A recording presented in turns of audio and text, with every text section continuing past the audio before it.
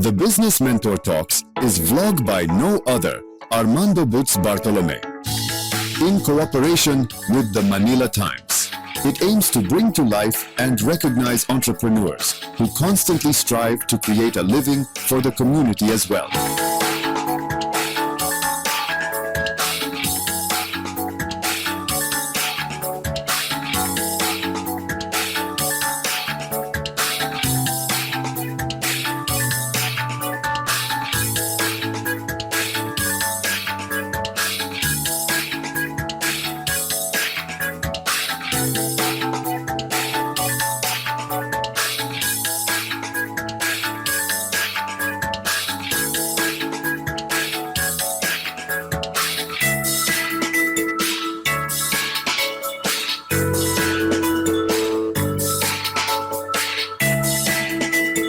Listen to the Business Mentor Talks with Boots Bartolome.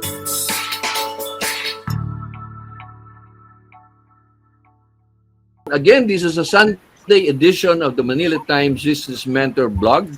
And this morning we have a very interesting business, a business that supports a lot of entrepreneurs and really a need for entrepreneurs to use this type of service. We're talking about safety, we're talking about analysis, we're talking about how well your business is compliant. So today we have three key people. I'm so happy they made their way even despite their busy schedule. And let me introduce to you the people behind FAST, okay, Laboratories. 27 years, imagine that, with 5 established regions. So let me call on first Miss Marieta Ilaw, Mr. Reynaldo Kangleon, and Aisel Di Matulak. Good morning to you. Good morning also. Good morning. Good morning. Oo. So, Marieta, tell us how you started the business of FAST. What is really FAST? Anybody? This is an acronym, I understand. I think we have one of the founders here who can give us a better view of how it started, Director Ray. Yes. Ray, you started the book. You were one of the founders, I believe. Yeah. Butch, I would really, after 27 years, and even when we started, I would say that it was an answered prayer for me at that time. I availed of an early retirement in San Miguel, and after leaving San Miguel, of course, I have to do something for my life also. So I ventured into business, and the first business I had was an insurance agency with also fellow San Miguel employees. But I would say it was not, though I performed well, but I was not happy in selling insurance because it's selling. It's not my forte to sell, no. Mahiyain ako. Very technical, no. Very technical. Mahirap po magbenta ng insurance. So while I was selling insurance to my colleagues in San Miguel, of course I was already, when I left San Miguel, I was part of the MANCOM of the Luzon BMEG operations. So I was selling to my previous colleagues in management committee. And while I was selling, this colleague of mine offered to me to open a testing laboratory for BMEG for their feeds, because they were expanding into provinces and they were into contracting business, feed milling operations, and they have no laboratories, especially in the south of Luzon, no? So for me, it was an answered prayer, because I was praying then that what should I do aside from this selling insurance, no, or other business I would do. So when I had that offer, I prayed for it, and I offered that to my former colleagues also of San Miguel in corporate R&D, as I mentioned. So and they were there to say, oh, well, let's go for that.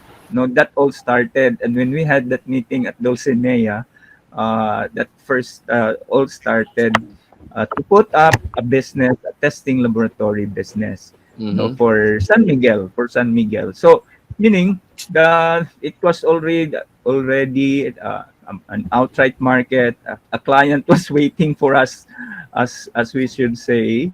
So when we put up the laboratory, and we decided to have it as a cooperative, as suggested by the late husband also of one of the founders. So because of its advantages as a co-op, so up to now it's a co-op, after still a co-op. Mm-hmm. And uh, even in the first year we were already earning, because well, it was really meant to be. We were able only, basically, as a co-op there should be 15 members or founders, and we only had about 2 million when we started 27 years ago, and that 2 million was able to put up two laboratory facilities. But it was cheap. Well, it was so cheap then, because we're compared now, if we can put up two laboratories, it could be 8 to 10 Yes, million to put up a laboratory. So that's true. what we did before was to buy the laboratory equipment and apparatus from San Miguel, because like for example in BMEG laboratory, it closed. That the BMEG Manila BMEG operation closed, so they sold the laboratory equipment in the plant. So we were able to buy the second-hand laboratory equipment from San Miguel, not only from BMEG but also from Magnolia. Yeah. So we were able to put up two laboratories just for 2 million. Wow. And yeah, Malaki yun, ha? I so mean, well, ano yan eh, I think starting a business really is something like what you experience, no? You're not born to sell insurance, I guess. But again, sabi nga yeah, natin, answered prayer is always an answered opportunity, di ba? Yung bang yes, yes, you may have been praying for such a long time, but always in time, no? Parati kong sinasabi, yeah. always in time, in God's time. Di ba sinasabi natin ganun, no? Huwag natin pilitin ang hindi pa hinog, sabi nga natin, no? Yan ang importante Yeah. doon. But again, why was there, well, you were serving before just the BMEG and San Miguel, but how did you realize that there was a need for other companies? Paano nyo nakita yun? Kasi you could be exclusively for that company because of the Mhm. need, no, the pain points, no. But you saw other opportunities. Paano ba 'yon? Ano nangyari doon? Nangyari nun, Butch, was uh, we, our former bosses in San Miguel, also the former president also of BMEC operations, advised me that, um, Ray, you should consider other markets, Mm. because the BMEG operation, in the future we will have also our own laboratories. So yung sinabi, in-advise na kami Yeah, noon na we have correct. to prepare for that time na the San Miguel operations, or the San Miguel facilities will have their own quality laboratory. Mm. So it took us, after that advice. So because we started with the Batangas laboratory, the first laboratory we have in Santo Tomas, and Mm. that served the BMEG facilities in Southern Luzon, about 5 plants, no, about 5 feed milling plants, no. Then we opened the main laboratory. So this is a story. The branch was the starting facility, and the main office, the main laboratory in Cubao was the second facility, no. Mm. So For baliktad, the baliktad, no? In other words, baliktad, what you learned. baliktad yung Oo. Pero story. maganda yung sinabi your former colleague na don't put all your everything in your van Yes. basket, di ba, ma'am? Yeah. Si Ma'am Yes. Marieta, ano Yes. ba ang thinking niyo noon na when did you join the FAST laboratories po? I joined them Yeah. about 10 years ago, to Wow. 2015. Uh-huh. Right. And when I joined them, I didn't know anybody. I kind of read about it, find out what it is. And Mm-mm. I mean, I just think that there are lots of opportunities for growth. So I Uh-huh. decided to join them.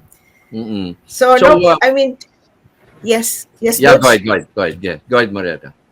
Yeah. So when I joined them, my understanding of what the co-op is very is nil. Okay, I came from basically corporate setup, Mm-hmm. so it was a different setup. But I decided to find out what it is all about, and of Mm-mm. course, as I got to learn about the co-op, I got engrossed into it and started liking it. So Uh-huh. it's not actually more of self. It's actually a matter of giving to sit in the board Yeah, or to be with the co-op. So if you that's are coming true. from the corporate setup and you want your money to grow real big, the co-op is not the place to get into. Okay. Uh-huh. So Correct. our main goal actually is to help the members. Mhm. So So maganda you 'yan, find maganda yung oo. Maganda yung ginawa niyo, Rhea. You establish a cooperative. It's one for many, no? For the for the benefit of many. Pero bakit ho ba ano ba ang FAST? It's an acronym, right? I mean, how did you Yeah. arrive at this word? Can you tell us? Yeah. Of course, when anyone or anybody starts a business, so you have to think of the name, no? Of course. Of Even a course. small store, you have to think of a name. So what we did, the founders we met and we discussed what name we will be using for registering in the CDA, in the Cooperative Development Authority then, no?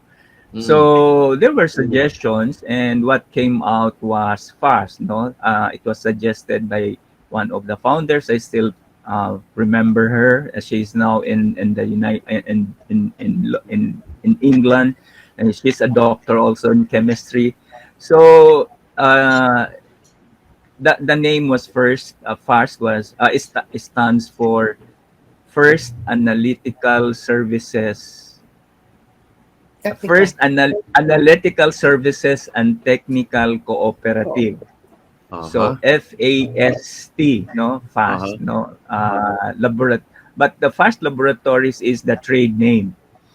Kasi the first Analytical Services and Technical Cooperative is so Slow. mahaba, no? So Haba. mahaba. So Mahirap ma-pronounce. mahirap, mahirap ma-pronounce at mahirap Maalala. ma-remember, di ba? Yes, maalala, Maalala, yung tama 'yan, recall, tama. Oo. Yeah. especially with the customers. What is important is the recall, the name recall of the business. So Tama. it was really timing or fitting that we had that fast laboratories as our trade name and what we use in marketing. Mhm. So fast cooperative in its official way. But later, after 10 years, when we renew our registration with CDA, we you added the word the, no, THE. So the first analytical services and technical cooperative Correct. for the renewal of our registration that time. No, but Mm. still we use the trade name Fast Laboratories in all our dealings, no, with Yeah. customers and even in marketing. So si So yun yun. Aisel, And then, ano ba na ano na experience mo dito pag ikaw ay humaharap sa mga customers? Pag sinabi mong, "Where are you from?" "I'm from Fast Laboratories." Anong common na tinatanong sa iyo, Aisel? First yung impression nila, no, pag nalaman nila from past laboratories po ako, sabi nila, talaga fast. Kasi we are really known in the industry of analytical testing. That's Aha. one thing that we are really proud of, especially in terms of environmental testing, food testing. Those are a few of our forte.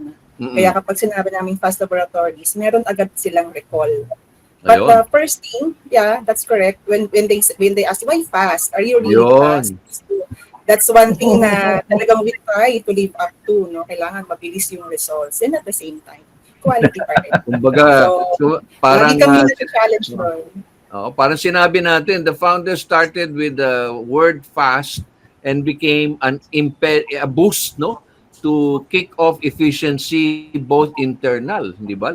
Internal. Kasi hindi ka naman pwedeng sabihin fast ka tapos makupad kayo, di ba? Yeah, Medyo ano totoo. yun, di ba? Mahirap. Oo. Tell us exactly, Ray, ano ba nangyayari ngayon? What is really the need for having a fast? Aside from the feeds that you analyze, what do you see the relevance of your group, no? In terms of doing services. Ano ba mga services ang ginagawa ng fast laboratories?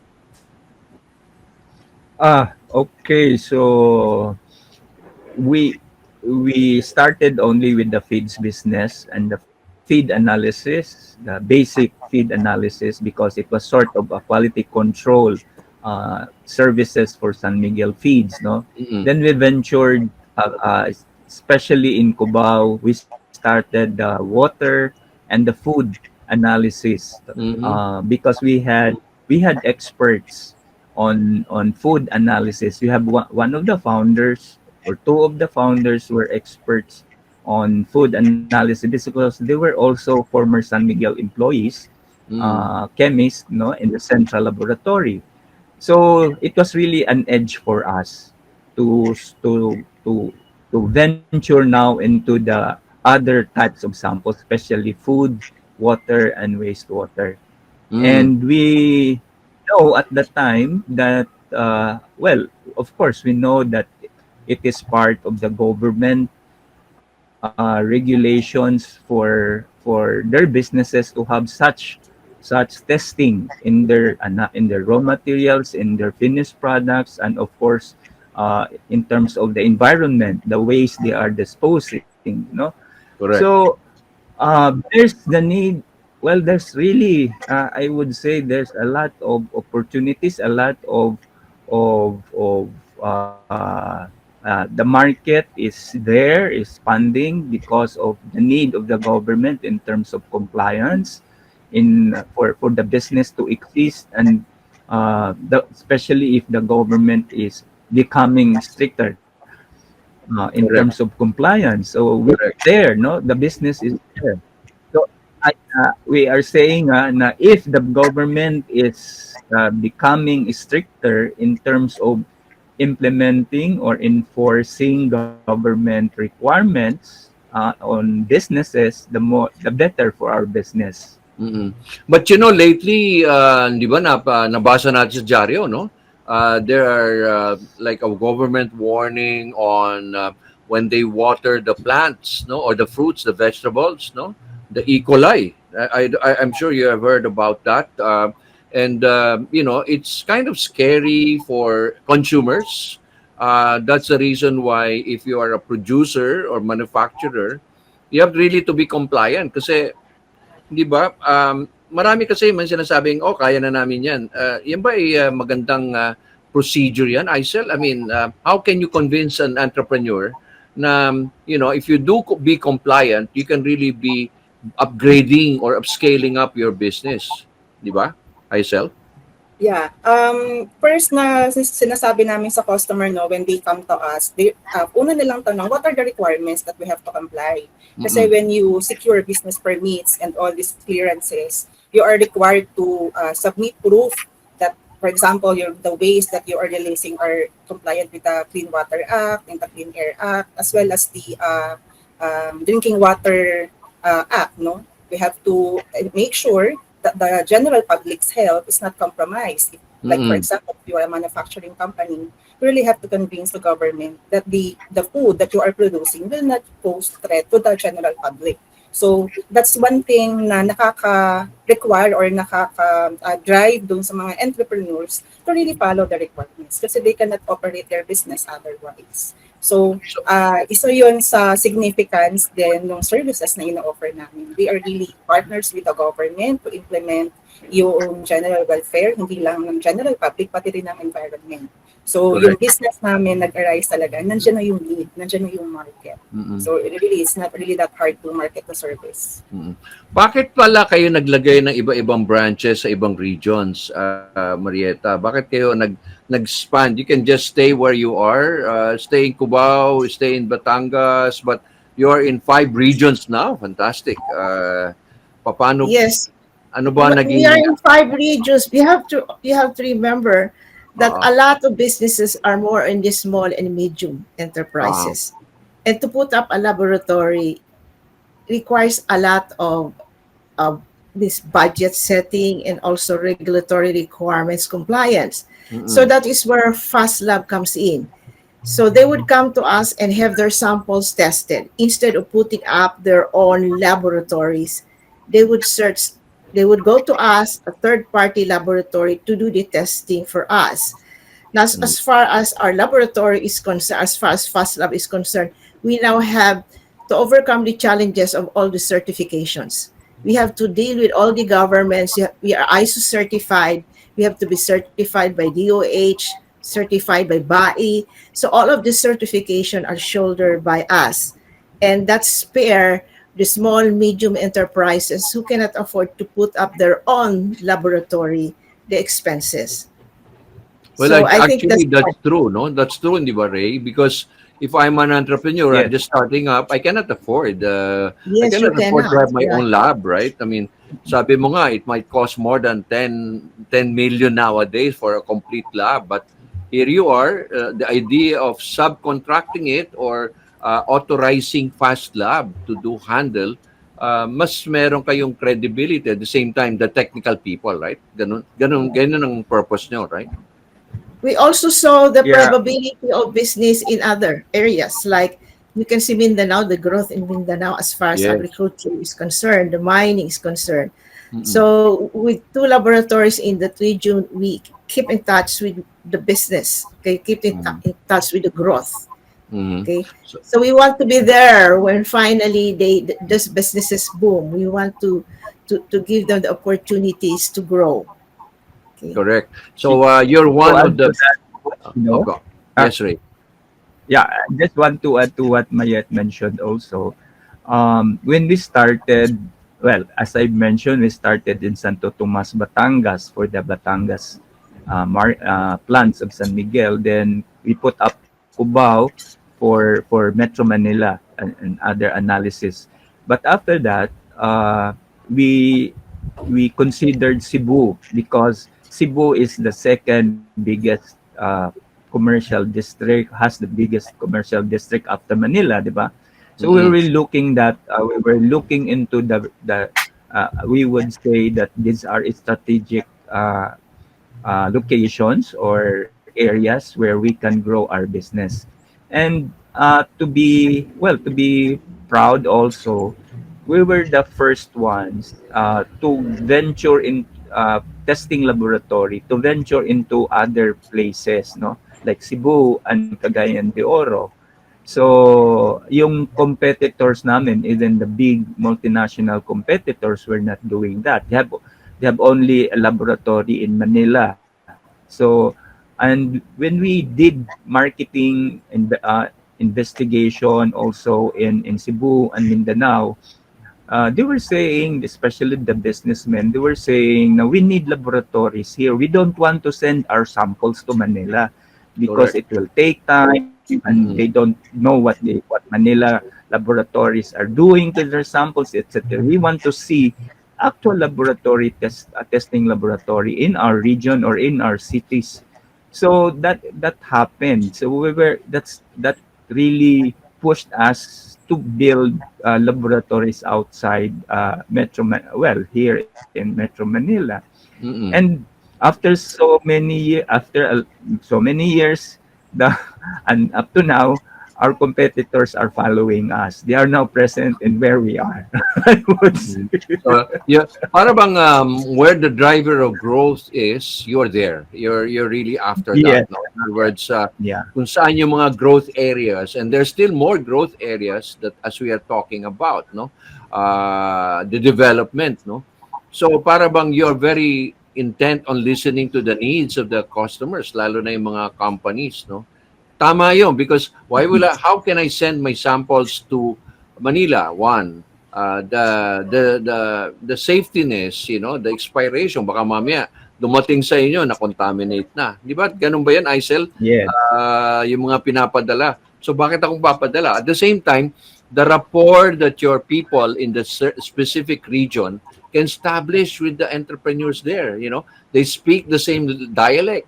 They understand the culture, di ba? Alam mo, Pilipino kasi mas parating TLC, no? Yung tender loving care, no? Yung bang ganon, no? So, do you see more and more regions that are we as we speak? Are there in the pipeline more than 5 that you're putting up?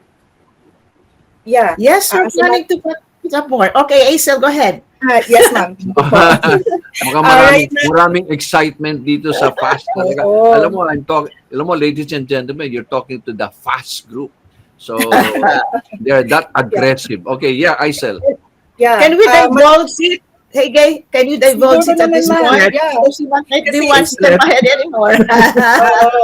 Kasi it's been obvious naman, no? The growth in other regions, especially Pwede in ba? Iloilo, no? In Bacolod, in Cotabato, in Davao, in Jensan, no? They are really, the industry there is fastly growing.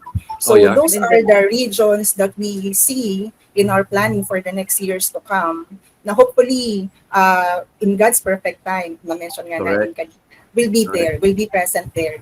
So one in somewhere there in Iloilo or Bacolod, and then another in Mindanao, hopefully in Jensan or Cotabato. Kasi the Philippines is there are many regions na scattered, no?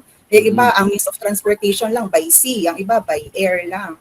But the requirement for laboratory testing has been there kasi regulatory siya eh. So we wanted to reach as many regions as possible, as many MSMEs out there na nangangailangan ng analytical testing. Really wanted to reach them up. That's true. Yeah. So you have to be aggressive eh. I mean, not because for the brand, no, but you're both collaborating, no? The collaboration is important. Alam mo ngayon, mga collab ang sinasabi ngayon, no, ba? You work together, but you and I work together so that we can prosper, no? It's a teamwork, it's an effort, no? Kaya nga yung nakikita niyo for example, Jensan. Nakita mo yan, alam mo naman yan, ang tuna capital, no? The growth is there, maraming compliance yan. Zamboanga, Iloilo, Bacolod, ang dami, no? Para bang the opportunity is right now so booming. Ganon. So ano pa nakita niyong important ngayon na dapat i-take away ng mga entrepreneurs or the consumer? For example, when I go to the supermarket, if I'm a consumer, what will be something that I would say safe for me? For example, like I buy fruits, I buy vegetables. How would I know that this company or this kind of vegetables that I'm buying are safe? Ano ba yung, meron ba kayong mga palatandaan na something like seal, Aisel? Yes, may answer that, Bush, no? Yeah. First thing na kailangan mo talagang tingnan sa isang pagkain is yung packaging. If it has a nutritional labeling sa likod, definitely it means to say it is FDA registered. Kasi kapag ang isang produkto ay in-intend para sa mass consumption ng general public, ang ating FDA nagre-require to have it analyzed for nutritional value. And another requirement for testing kasi dyan is yung safety, no? Yung toxic level ba, wala ba yan? Yung mga harmful chemicals, absent ba yan or present ba yan? Ganun. So basically, importante yung nutritional label sa likod ng every food na binibili natin sa supermarket. No? So though not all, hindi lahat, kasi ngayon, madaling magbenta no? With the virtual selling, online selling and all. Kung marunong ka lang gumawa ng produkto, madaling magbenta. No? Pero kapag ang scale ng binebenta mo na produkto comes up and you have to, ang reach ng market mo is wider or larger, dyan papasok ngayon yung FDA kasi kailangan talaga ma-protect nga yung general public ng health. So yun ready sila to have the nutritional labeling. Lalong-lalo na yung mga expiration. Nako, Ray, paano yan? Alam mo, marami ako nakikita, binunta yung expiration no? Yung bang, alam mo, nakakatakot kasi expiration is expiration. Okay? Yung iba Mm. kasi sabihin na, hindi, kaya pa yan. Wala pang sign. Malayo sa bituka.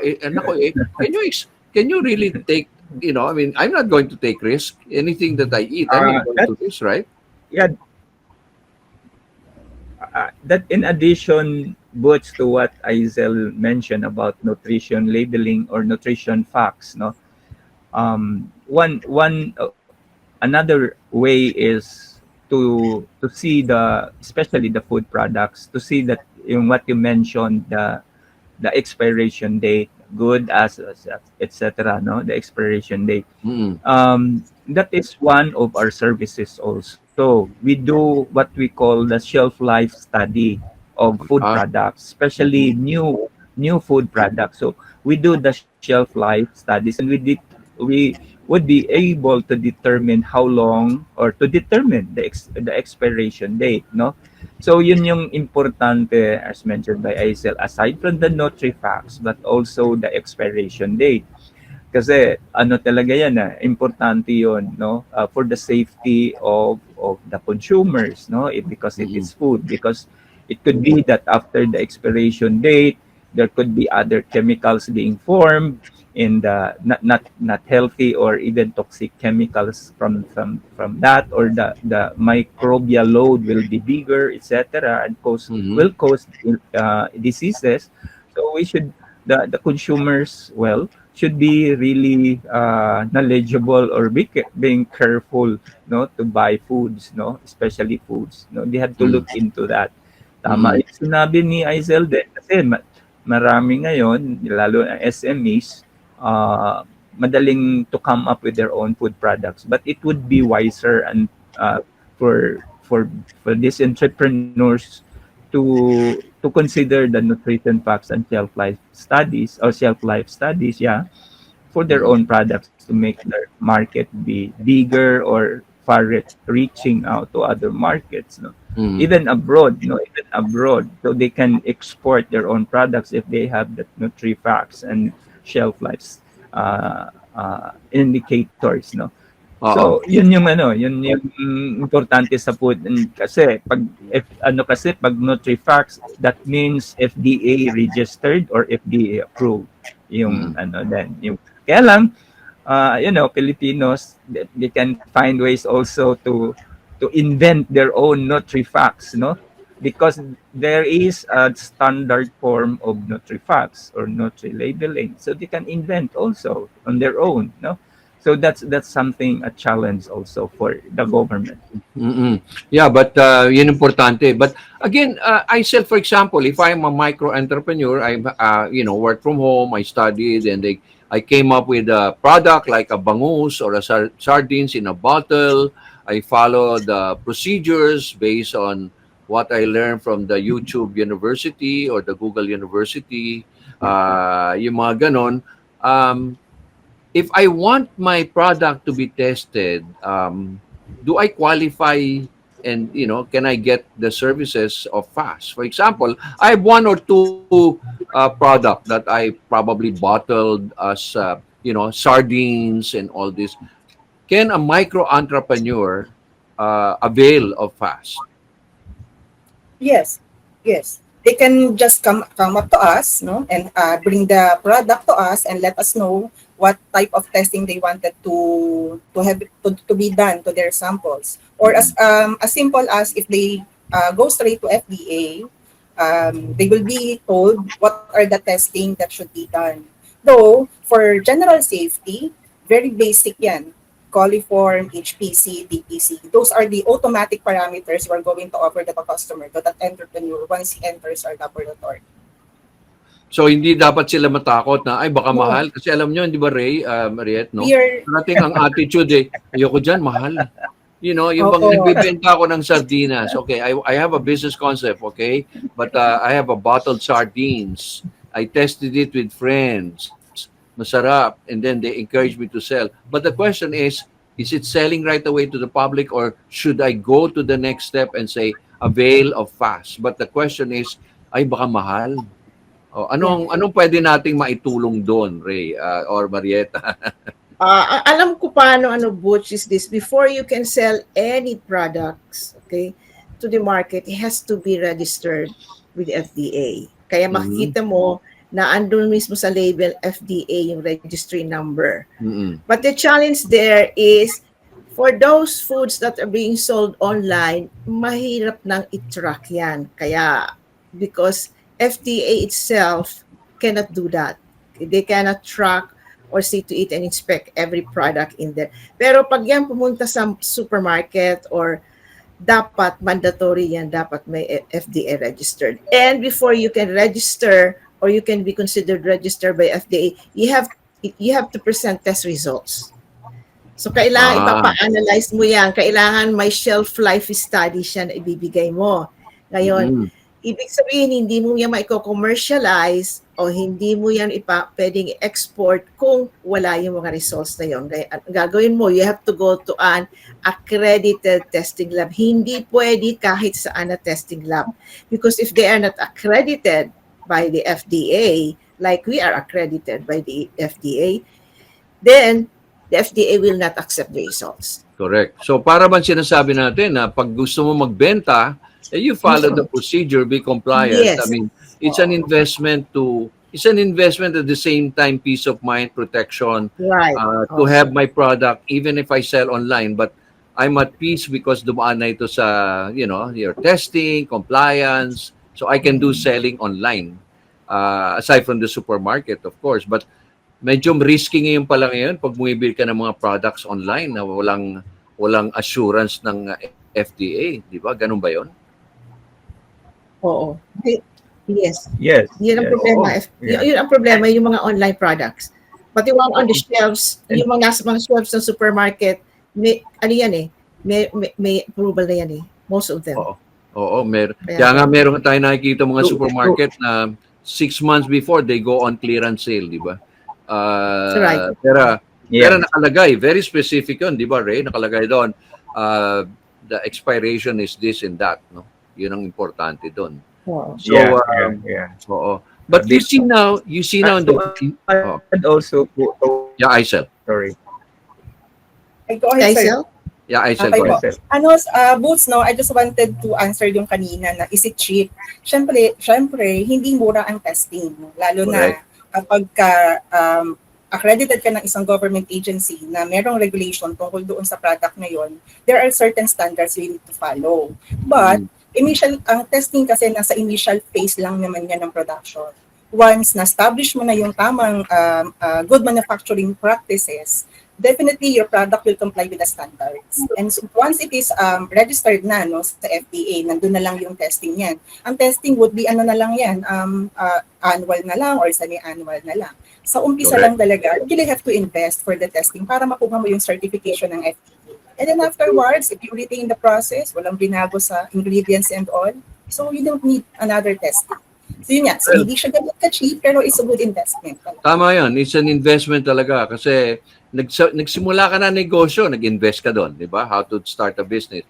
Pero magtitipid ka pa diyan sa compliance, come on, that's just an additional investment, but it creates value to your product. It creates more credibility, di ba? Yes. So, rather than, lalo ngayon, mga panahon ngayon, di ba? Pag nasira ka, mabilis kang masira, mabilis kang... Mas mahal lang cost di for, ba? for a suit kay FDA. Oo, mahirap na yun. Malay mo, ang daming class suit, di ba, yung mga ganyan. So anyway, siguro, well, it's so interesting topic about the fast laboratories. Where can they get in touch with you? Aisel, how can they get in touch, our viewers, where can they get in touch with you or probably ask questions furthermore? Yeah. So we have our Facebook page, Fast Laboratories, and also our website. No, they can see the contact numbers there, and also the addresses of the different branches. Kung gusto nila na may makausap, pag-consult technically on the analytical testing, we can also give them it to them. No, kailangan lang nilang pumunta sa laboratories namin, and our laboratories sa branches are very accessible naman. So Yes. those were the venues. No, that our digital platforms, the Facebook page, and then our website. Correct. So, Siri naman, I'd like to ask you a question. Life after retirement. What can you advise to people who are about to retire or those who are retired and, they're just becoming apostoles, apostoles na taga-alaga ng mga apo, Apostolic. apostolic work. Ah, kasi you're able to transcend, no? You're able to transcend your, kumbaga, pwede pa naman akong pakinabangan, doable pa rin naman ako, di ba? From retirement in San Miguel to selling insurance to transcending this kind of business of fast labor. What can you advise now for people na age is not the difference? As a I number. would Age is I would just a like to number. I would like to clarify also, boss, because when I retired from San Miguel, I was just in my early 40s. So Uh-huh. I opted for an early retirement, no? Okay. So I was still young. You're So still you're still young. well, You're still young. You're still looking young, Ray. Yeah. Yeah. All right.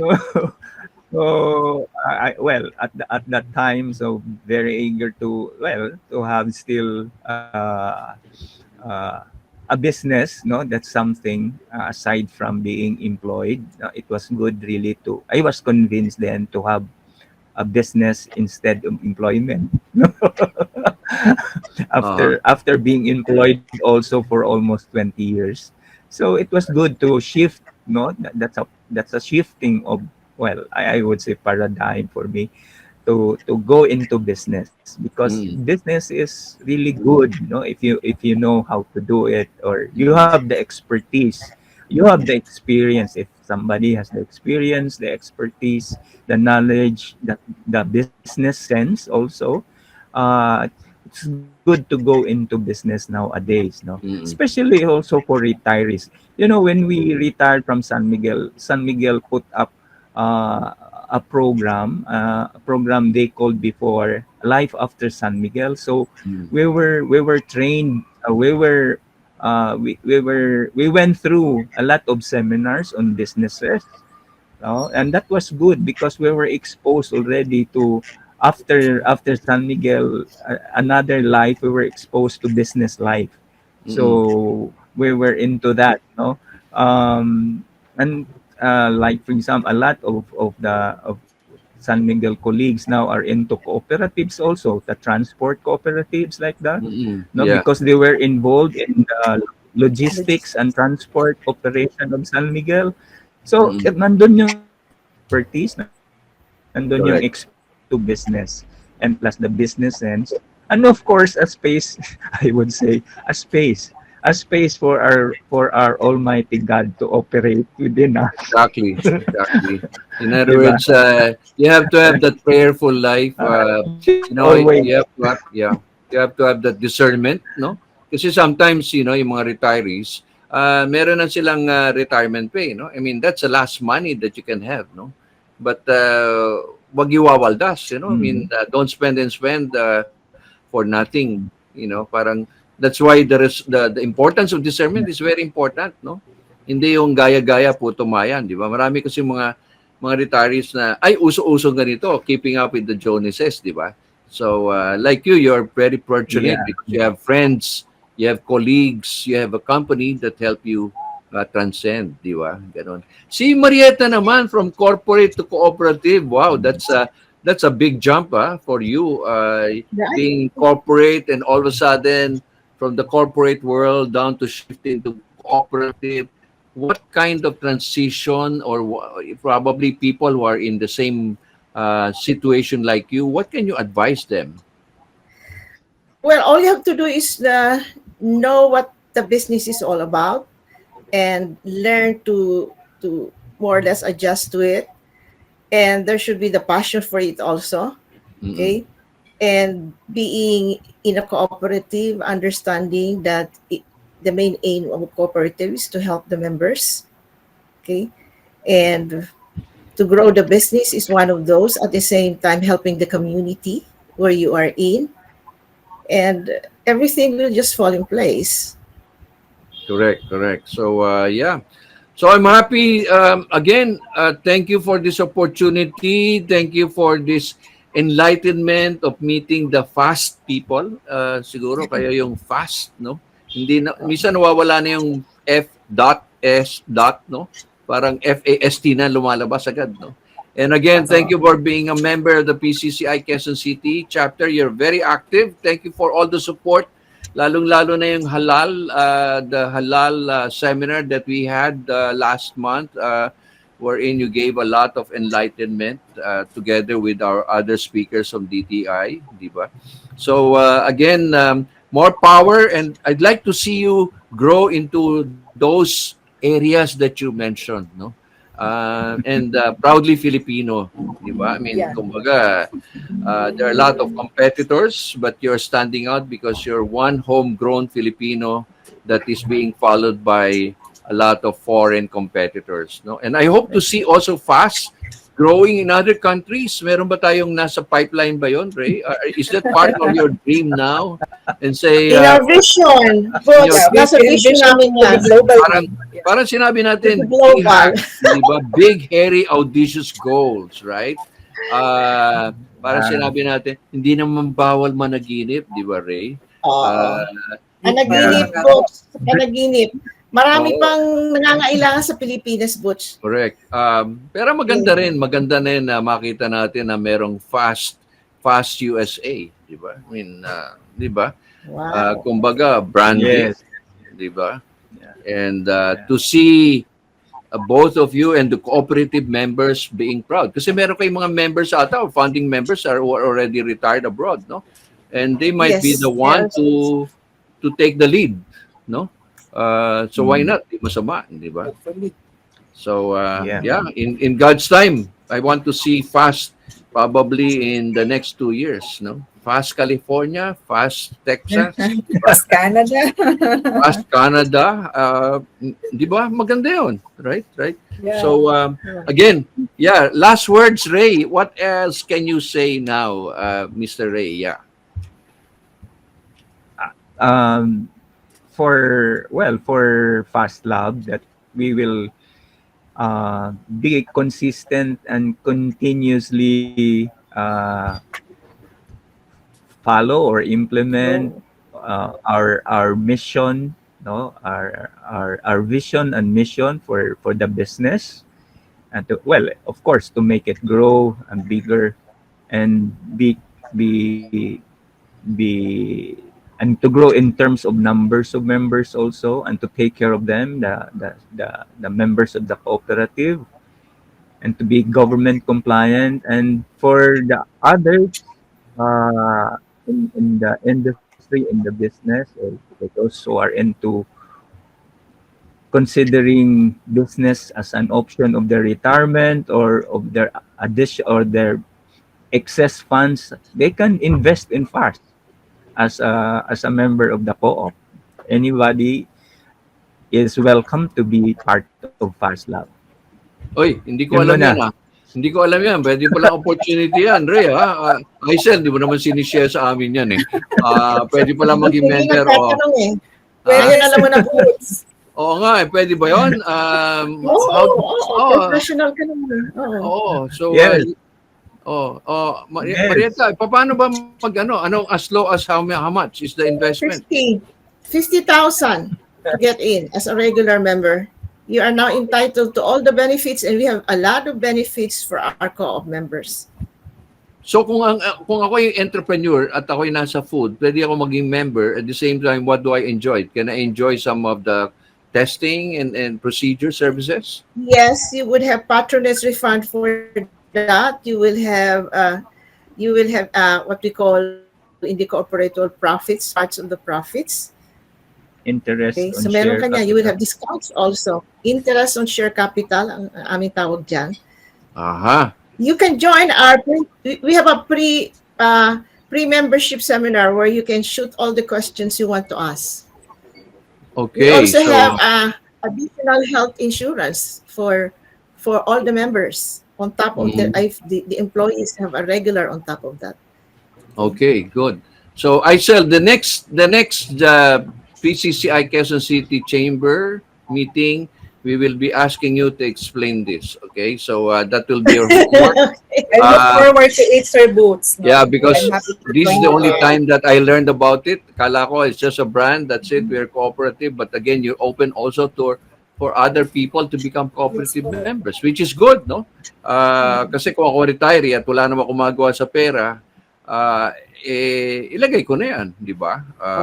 Yeah. What is the 50,000 now compared to the next 5 or 10 years, no? Yun ang option. Anyway, so hindi tayo matatapos sa usapan natin ngayon Oo. at Madaming pwedeng pagkwentuhan, marami Boots. tayong pag-uusapan at maraming balitaan. So again, thank you very much Marietta, Ray, and Isel for joining me Thank this you, Boots, for the Sunday. opportunity. And I hope mas marami tayong matulungang entrepreneurs at the same time people who want to invest. No? So Right. again, keep in touch. Maraming salamat po. At again, God bless your endeavors. Okay? Thank you very Thank you, much. Thank you and too. The good morning. pleasure is ours, Coach. The pleasure is ours. Thank you. You're Nice meeting you, welcome. sir. Thank you. Yeah.